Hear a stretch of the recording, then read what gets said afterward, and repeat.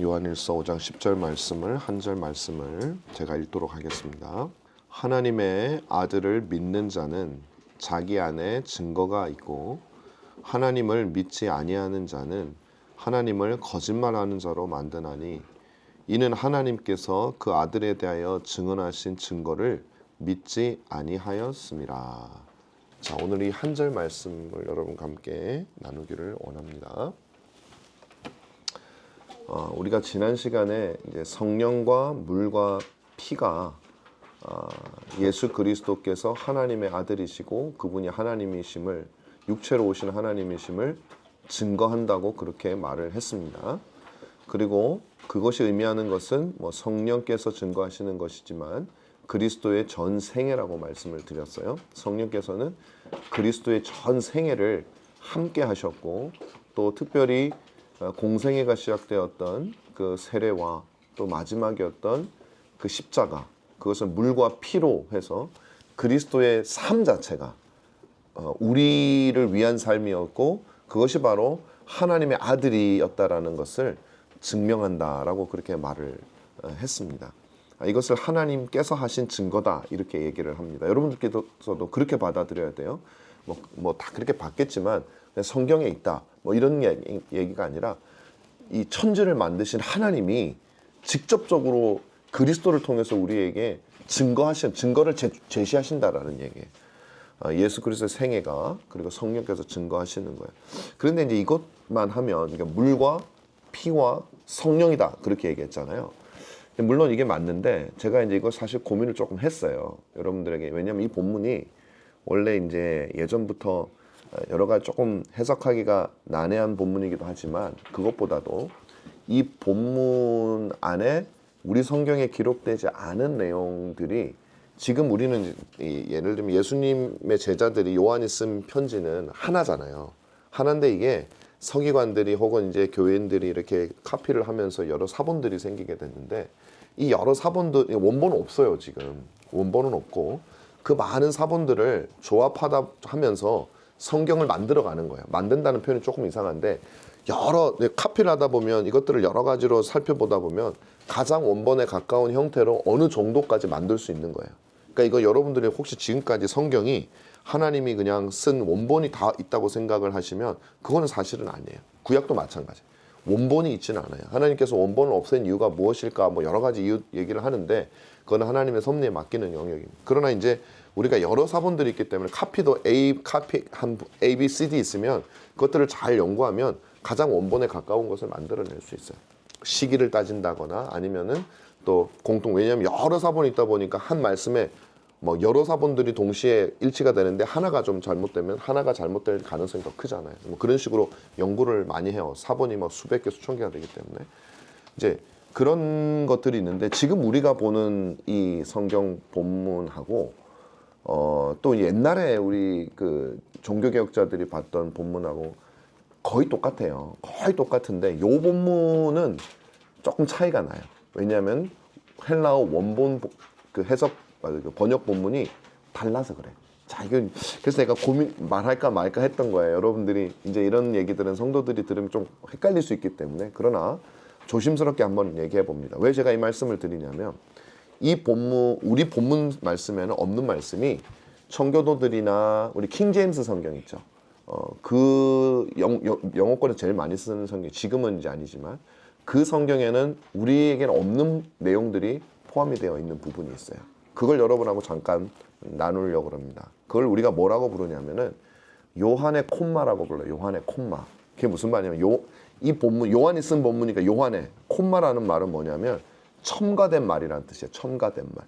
그래서 요한의 콤마, 요한이 첨가한 말이 이게 원래 요한이 쓴 편지에 있느냐 아니면 후대에 누군가가 카피를 하다가 혹은 다른 목적으로 집어넣은 거냐. 근데 이제 지금까지는 후대에 집어넣었다라는 것이 굉장히 많은 학자들이 인정받는, 그래서 우리 성경에는 그게 번역이 안 된 거예요. 그러니까 왜 후대에 집어넣었다고 생각을 하냐 이렇게 하니까 4세기 5세기경에 교회사 쪽으로 어떤 일이 많이 있었냐면은 아리안주의라 그래서 예수님이 하나님이냐 아니냐, 다시 말하면 하나님이 성부와 성자와 성령 삼위로 되어 있냐 아니면 성부 한 분만 하나님이고 예수님도 하나님이 아니고 성령도 하나님이 아니냐, 요거에 대한 논쟁이 심각하게 일어났어요. 그리고 한 4, 50년 정도는 예수님이 하나님이 아니라고 하는 세력이 기독교계의 완전 주류를 장악을 했었어요. 그러다 보니까 그때 여러 가지 목적으로 하나님이라고 생각하는 사람들이 넣었다라고 주장하는 사람들이 있고, 어떤 사람들은 예수님은 하나님이 아니라고 생각하는 사람들이 그 구절을 뺐다고 주장하는 사람들이 있어요. 그래서 사실 완전한 해답은 아무도 몰라요, 그 구절은. 근데 제가 왜 이 말씀을 하냐면, 우리 본문에는 없지만 이 첨가된 내용에는 어떤 내용이 있냐면 이런 내용이 있어요. 우리가 오늘 본문 말씀을 보면 여기죠. 우리 8절이잖아요. 7절에 보면 증언하는 이가 셋이니 이렇게 돼 있잖아요. 그러면서 8절에 성령과 물과 피라 이렇게 돼 있는데, 이 7절 말씀이 더 붙어 있는 거예요. 이렇게 돼 있습니다. 하늘에서 증언하는 이가 세 분이시니 곧 아버지와 말씀과 로고스, 예수님을 말하는 거예요. 말씀과 성령이시라. 또한 이 세 분은 하나이시니라. 여기까지가 첨가가 되는 거예요. 그리고 땅에서 증언하는 이가 세 분이시니 하면서 이제 우리 본문에 나오는 게 성령과 물과 피니 이 셋은 하나로 일치하느니라. 요 내용, 그러니까 하늘에서 성부와 성자와 성령이 증언하시고 땅에서는 성령과 물과 피다 이렇게 얘기를 하는 거예요. 그래서 이 하늘에서 증언하는 아버지와 아들과 성령이라고 하는 이것이 나중에 삼위일체주의를 우리 정통신앙을 가진 사람이 첨가했다라고 주장을 하고, 또 반대편 입장에서는 이 구절은 아리안주의, 예수님이 하나님이 아니라고 생각하는 사람들이 빼버렸다고 주장을 하고, 그래서 지금은 어쨌든 우리 성경에 없는 거 보면 그 주장이 저 힘을 얻고 있는 거예요. 첨가했다고 하는 주장이 더 힘을 얻고 있는 거예요. 그런데 우리 청교도들이나 우리 신앙의 선배들은 그렇지 않은 사본을 가지고 성경을 번역했어요. 저는 그래서 어떤 게 진실인지는 정확하게 아무도 몰라요. 그러나 우리는 지금 우리가 쓰는 성경을 주로 하지만 때로는 다른 성경을 참고로 하게 됩니다. 그래서 저는 여러분께 말씀을 드리는 거예요. 하나님께서 여러분들에게 그리스도께서 하나님의 아들이시라는 것을 성령과 물과 피로 증언하시기도 하지만, 성부와 성자와 성령께서 하늘에서는 삼위일체께서 여러분들에게 성령을 보내시고 아들을 보내시고 성부의 음성을 통해서 우리에게 직접적으로 증언을 하고 있다는 얘기예요. 그러니까 여러분들을 향해서 하나님의 증언이 확실하게 있다라는 얘기를 말해주고 있는 것입니다. 자, 제가 여러분들에게 오늘 말씀을 통해서 주고 싶은 것은 그 다음입니다. 사람들은요, 그래서 하나님이 이렇게 완전한 삼위일체로서 하늘에서 증언하시고 이 땅에서도 증언하고 있는 이것을 사람들은 문제는 믿지 않는다라는 사실이에요. 너무나도 많은 사람들이. 그런데 더 문제는 뭐냐면, 사람들이 자기가 예수를 믿지 않는 것에 대해서 아무런 잘못이나 책임감을 느끼지 않는다는 거예요. 죄책감을 느끼지 않는다. 그게 잘못이라고 생각하지 않는다는 게 문제라는 거예요. 저는 오늘 여러분들에게 이것을 어떻게든 한번 증명을 해 보이려고 합니다. 한번 잘 들어보시기 바랍니다. 불신자들은 자신들이 선택하지 않은 문제에 있어서 그 책임을, 제가 고의로 하지 않은 것에 대한 책임이 없다고 그렇게 생각을 해요. 자기들이 몰랐기 때문에 문제가 되지 않는다는, 나중에 죽어서 하나님이 계시더라도 내가 몰라서 못 믿은 걸 어떡하냐 이런 얘기예요. 내가 하나님을 배신하거나 예수님을 죽인 적이 없는데 그게 무슨 배신이냐, 하나님 기분 나쁘셔도 어쩔 수 없다, 나는 배신을 하려고 한 게 아니다라는 거죠. 그래서 나는 책임이 없다라고 생각을 해서 별로 심각하게 여기지 않습니다. 그런데 여러분 가만히 생각해 보면, 그래서 책임이 없다면 세상에서 책임질 일이 많이 없어져요. 예를 들어서 제가 한번 말씀드릴게요. 실수로 사람을 죽이면 책임이 없습니까? 살인죄, 고의로 죽인 것보다는 덜할 수는 인간사에서 하는 말이에요. 그러나 책임이 있지요. 만약 자기가 범한 실수가 원인이 되어서 사람이 죽게 되면 되게 미안하지 않겠어요? 너무 죄송하지 않겠어요? 그죠? 고의로 한 게 아니지만 어떻게 하다 보니까 그렇게 됐지만 실제로 그게 우리나라에서도 범죄가 되어서 감옥에 갑니다. 그거는. 만약 내가 몰랐으면 전혀 책임을 느끼지 않아도 된다면, 여러분 만약에 여러분이 한 어떤 일로 인해서 그것이 이유가 돼서 나중에 원인이 돼서 어떤 사람이 큰 해를 입었어요. 그럼 내가 모르면은 죄책감을 안 느끼겠죠. 몰라서 안 느끼는 거지 죄가 없는 게 아니란 말이에요. 근데 누군가가 그것을 알려줘요, 나중에. 그러면 내가 몰랐지만 내가 한 일이 원인이 되어서 결국 어떤 사람이, 혹은 그 피해가 어마어마하다면, 그게 원인이 돼서 온 인류가 그냥 큰 해를 입는다면, 이 나라가 위기에 처한다면 얼마나 큰 죄책감을 느끼고 또 안 느끼면 우린 뻔뻔하다고 얘기할 거예요. 몰랐건 안 몰랐건 그것이 중요한 게 아니에요. 고의건 그것이 중요한 것이 아니에요. 내가 어떤 일을 했고 그것으로 인한 피해가 어마어마할 때 우리는 책임감을 느끼고 죄책감을 느끼는 게 당연하다라는 것이죠. 아무리 실수라도, 아무리 모르고 했더라도 마찬가지입니다. 그런데 여러분, 사람들에게 해를 입히면 우리는 실수라도 큰 책임감을 느끼고 괴로워하는 사람들이 많이 있는데, 하나님께 너무나도 큰 피해를 입히고 하나님을 향해서 인간에게 짓는 그 어떤 죄보다도 더 심각한 피해를, 절대적인 피해의 양에 있어서 인간의 죽음보다도 훨씬 큰 하나님을 향한 피해에 대해서는 우리는 아무런 죄책감을 느끼지 않는다면 그것은 잘못된 것이 아니겠느냐라는 것이죠. 인간에게 해를 입히는 것보다 하나님을 하나님으로 믿지 않는 것은 여러분 더 큰 죄입니다. 제가 오늘 왜 이 말씀을 드리냐면 10절 말씀에 보면 이렇게 얘기를 하고 있어요. 하나님을 믿지 아니하는 자는 하나님을 거짓말하는 자로 만든다 했거든요. 여러분, 하나님을 믿지 않는 것은 굉장히 큰 죄악이라는 거예요. 하나님을 모독하는 죄악이라는 거예요. 왜냐하면 그것은 하나님을 향한 범죄이기 때문에 그래요. 자, 우리는 이 말이 실감이 안 날 수 있어요. 아니, 그래도 잘 실감이 안 나요. 인간을 향해서 지은 죄는 굉장히 그것이 큰 느낌이 드는데, 뭐 인류에게 많은 사람을 죽였다거나 그러면 큰 일이 일어나는데, 하나님께 어떻게 한 것은 크다는 느낌이 안 들어요. 이것이 바로 우리가 바꿔야 될 개념이에요. 이것이 중생을 통해서 그리고 성화를 통해서 점점 바꾸어져야 되는 거. 그게 신자의 특징이에요. 불신자는 이걸 이해할 수가 없어요. 하나님에 대한 범죄가 가장 큰 죄악입니다. 인간에게 짓는 그 어떤 죄보다도 큰 죄악입니다. 저는 이제 그걸 여러분들에게 오늘 증명해 보려고 그러는 거예요. 여러분, 우리는 사람을 굉장히 중요하게 여겨요. 우리 특별히 이제 중고등학생들이 좀 잘 들어주면 좋겠어요. 여러분들이 둘 다 마찬가지. 어린 아이들은 아직 이해를 하기가 쉽지 않지만 우리 중고등학생들은 잘 한번 들어보세요. 하나님을 섬기지 않는 그 자체가 얼마나 큰 죄악인지. 우리들은 사람을 굉장히 중요하게 여기죠. 그런데 여러분, 사람이 중요한 이유는 하나님께서 사람을 중요하게 여기셨기 때문에 중요한 거예요. 여러분, 이까지는 동의하시죠? 그런데 인간이 하나님을 멸시하고 자기 스스로 하나님보다 자기가 더 중요하다고 생각하는 거, 그거 굉장히 잘못된 거죠. 그래서 창조주이신 하나님이 멸시를 당하는 것보다 사람이 죽는 것이 더 심각하고 중요한 일이라고 생각하는 거예요. 그런데 사람들은 그렇게 생각을 하지 않는 거예요.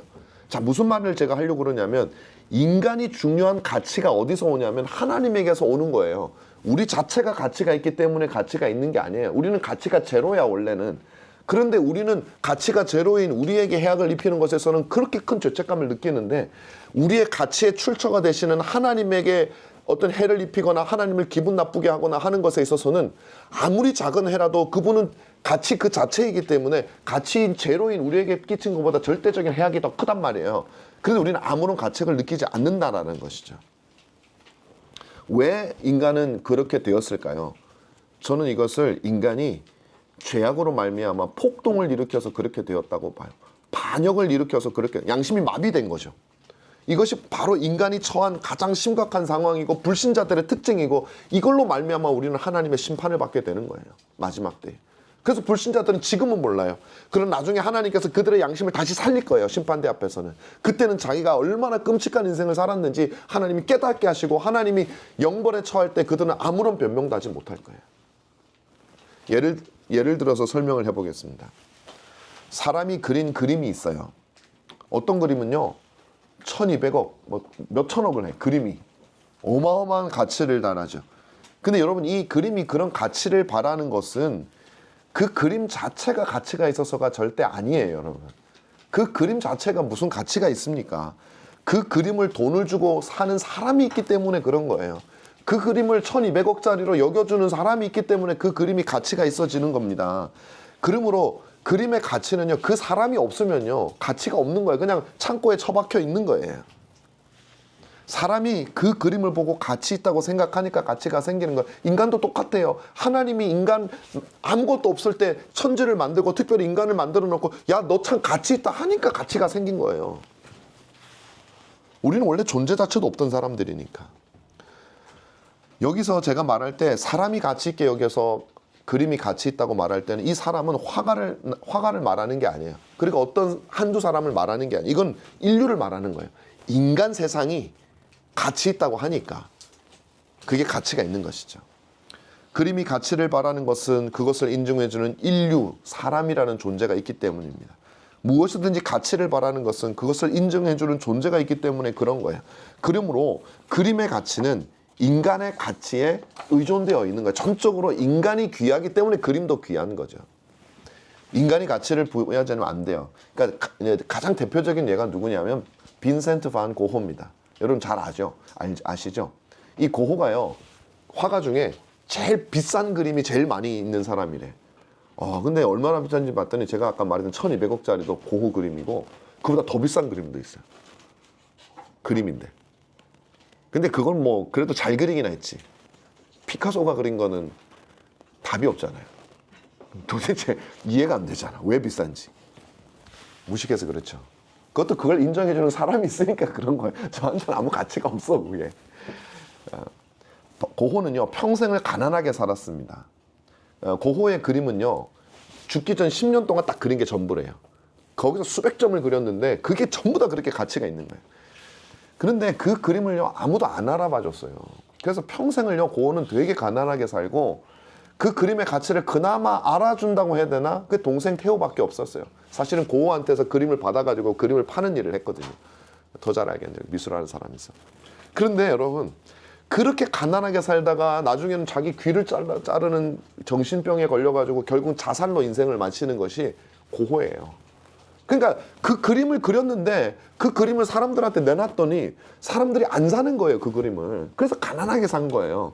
근데 고호가 죽었어요. 시대가 바뀌었어. 그림에 대한 평가의 기준이 바뀐 시대가 왔어요. 그랬더니 갑자기 그 그림이 1200억짜리가 되는 거예요.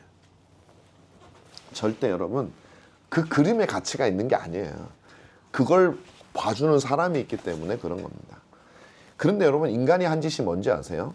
인간은 스스로 자신들에게 가치를 부여해 버렸어요.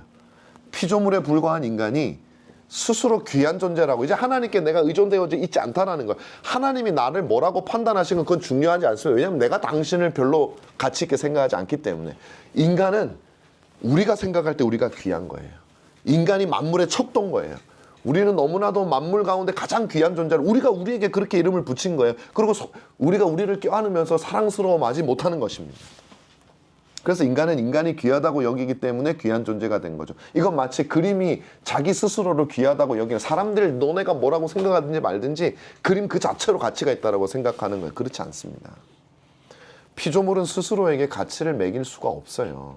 피조물의 가치는 창조주에게 달려있는 겁니다. 피조물은 원래 없던 존재잖아요. 가치가 없던 존재예요. 그 가치를 창출한 분은 창조주예요. 그리고 그것을 가치를 평가하는 분도 창조주란 말이에요.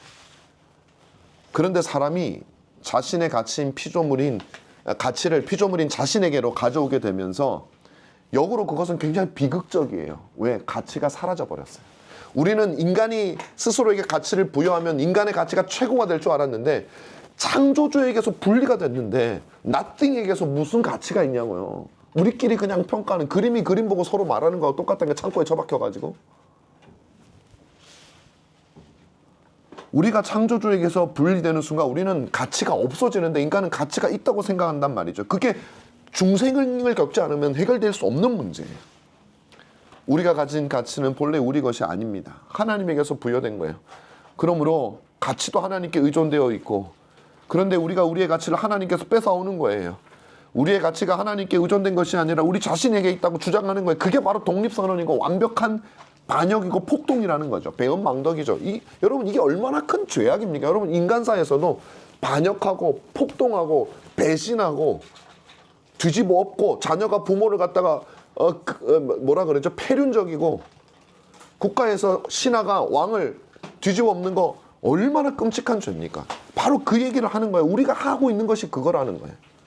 이것은 마치 그림이 스스로 인간을 배제하고 자신의 가치를 주장하기 시작하는 것과 같아요. 엄청나게 심각한 겁니다. 왜 심각하다고 얘기하냐면 단순히 그냥 도덕적으로 심각한 게 아니에요. 그림이 스스로 자신의 가치를 주장하고 자신의 가치를 인간의 판단에서 독립시키기 시작하면 어떤 현상이 일어나냐? 이건 상상입니다. 만약에 그림이니까 아무 현상이 안 일어나지만 그게 만약에 그림이 스스로에게 가치를 부여하고 그렇게 하게 되면 그림이 인간보다 귀중해지는 현상이 발생하게 돼요. 그리고 인간은 그림 아래 있게 되는 것이에요. 그림이 우리를 인정 안 하니까. 가치의 독립이 일어나게 된다면 그림은 인간보다 소중해지는 거예요. 그게 바로 가치의 역전, 그게 죄입니다, 죄. 그리고 그 죄가 있는 곳에 어떤 일이 일어나냐면 불행이 있어요. 항상 질서의 역전이 일어나는 곳에 불행이 있습니다. 그림이 인간보다 더 큰 가치를 얻게 되는 순간 인간 사회에 불행이 찾아온다고요. 죄가 있으니까. 이 그림을 얻기 위해서 사람이 사람을 죽이는 일이 일어나고 사람을 속이는 일이 일어나고 상처를 주는 일이 발생하게 되는 거예요. 여러분, 똑같은 게 뭐냐면 돈이에요. 돈은 그냥 종이 조각에 불과한 거죠. 동전의 금속 덩어리에 불과한 거예요. 근데 우리가 인간이 돈에게 가치를 부여했어요. 그러면 인간을 더 높이 여기고 돈을 그 아래로 여겨야 되는데 사람들의 죄악이 역전이 돼가지고 돈을 인간보다 더 높이 여기는 거예요. 그걸로 말미암아 우리 사회에 거의 모든 불행이 들어오고 있는 거잖아요. 우리는 이걸 알아야 돼요. 왜 이 사회에 불행이 있을까? 왜 우리는 이렇게 죄악 가운데 있을까? 왜 우리는 슬플까? 괴로울까? 이건요, 하나님이 부여하신 가치의 질서를 뒤집은 게 그거예요. 그게 아담이 범한 죄고 하와가 범한 죄잖아요. 이게 우리에게도 동일하게 일어나는 겁니다. 그림이 인간보다 가치가 높아지면 인간 사회에 불행이 온단 말이에요. 이렇게 그림이 가치 독립을 이루게 되면 인간이 죽어도 자신의 가치는 살아있다고 생각하는 겁니다. 인간에게서 독립한 그림은 자기를 평가해줄 인간이 더 이상 필요하지 않아요. 인간을 죽일 수도 있어요. 아무 가치가 없어요.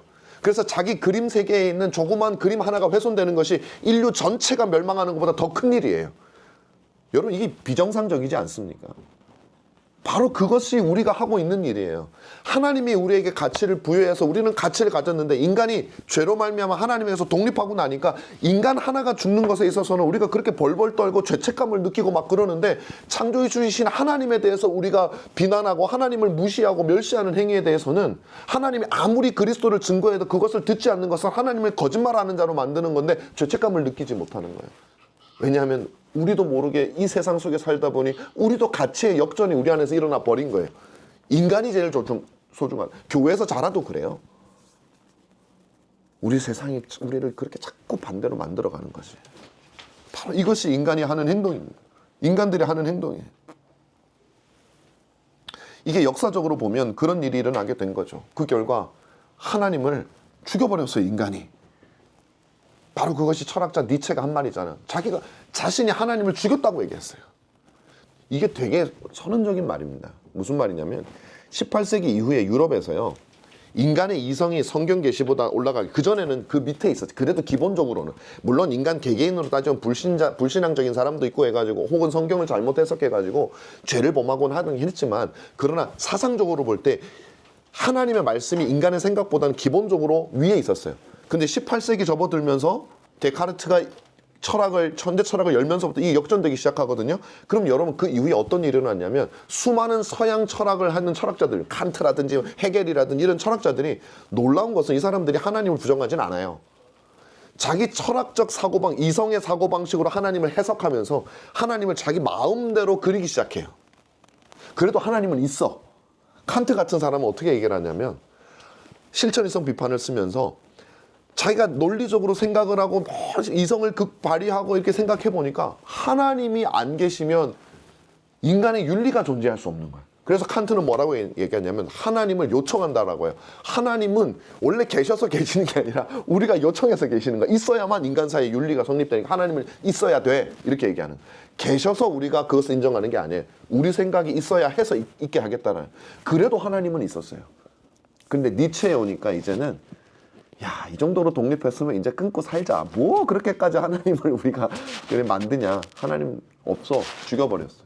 이제 어느 철학자, 현대 철학자가 하나님이 어떻다라는 얘기는 더 이상 하지 않아요. 그냥 인간 세계 속에서 말하기 시작합니다. 하나님은 아예 없습니다. 이제 현대 철학에서는. 그 사상 속에 우리가 물들어 있다니까요. 여러분, 이 모든 포스트 모더니즘이나 구조주의나 후기 구조주의나 이런 실존주의도 마찬가지고 이 모든 철학들이 전부 하나님 없어에서 나오는 거예요. 니체 이후에 나오는 거예요. 그러니까 이제 그림이 사람을 죽인 거예요. 그림이 가치를 자기에게서, 사람에게서 독립하고 나면서 인류는 멸망해도 상관없어요. 우리 그림이 중요한 거예요. 왜? 가치를 거기서 가져오지 않으니까. 동양에서야 원래 하나님을 인정하지 않았으니 말할 필요도 없어요. 바로 우리는 이런 시대에 살고 있습니다. 하나님께서 아무리 자신을 증거하셔도 우리는 그 하나님을 받아들이지 않아요. 그 하나님을 인정하지 않아요. 물과 피와 성령으로 우리에게 증언하시는데 우리가 하나님 안 믿어요. 거짓말하지 마세요. 그 얘기라니까. 불신자들은 내가 언제 거짓말했냐고 하겠죠. 근데 여러분 안 믿는 게 그 거짓말을 하고 있는 거예요. 온 천하 만물이 하나님을 증거하는데 안 믿고 있잖아요. 아버지와 말씀과 성령이 증언하시지만, 하늘에서 증언하시지만, 땅에서 성령과 물과 피가 증언하시지만 안 믿고 있잖아요. 여러분 이것은 마치 제가 말했던 것과 같아요. 그래서 제가 생각해 보니까 그림이 인간에게서 독립한 걸 생각하니까 별로 이게 감각이 안 나더라고. 근데 감사한 건지 안 감사한 건지 모르겠지만 AI가 있잖아. 여러분 영화 있잖아요. 영화. 인공지능을 탑재한 로봇가 지배하는 세상. 여러분 그게 우리가 하는 짓하고 똑같아요. 인간이 만든 AI예요. 인간이 만든 로봇이에요. 그래서 컴퓨터를 우리가 조종할 때는 우리에게 가치가 의존되어져 있어서 우리 말 잘 들었어요. 근데 얘가 인공지능이 되면서 어느 순간 모든 가치를 인간에게서 독립하게 되면 어떤 일이 벌어지게 되냐면 그들이 살아남기 위해서 인간을 죽입니다. 왜? 인간은 아무 의미가 없어요. 자기들이 생존하는데 아무 도움이 안 돼. 인류를 멸망시키는 것이 아무렇지도 않아요. 여러분 우리가 하는 것이 바로 인공지능 AI가 하나님을 죽이고 있는 것과 똑같은 시대를 살아가고 있다는 얘기를 하는 거예요. 이것이 오늘 본문 10절에서 말하는 거예요. 하나님을 거짓말하는 자로 만든다. 이 표현이 참 저는 이걸 많이 계속 묵상을 좀 많이 했어요. 하나님을 거짓말하는 자로 만든다? 이게 무슨 말인가? 근데 생각해 보니까 한편으로는 우리에게 그렇게 증언하시는 하나님이 계셔요. 당신이 가진 모든 걸 다 아들을 보내서까지 증언하시는 하나님이 계시는데 한편에서는 죽으라고 안 듣고 있고 무시하고 말하기를 우리가 우리에게서 가치를 받았지. 내가 당신에게 독립했으면 우리가 당신을 죽인 지가 언젠데 우리한테 지금 얘기를 하세요. 그 사상 속에 살아가고 있는 AI들이 있더라고.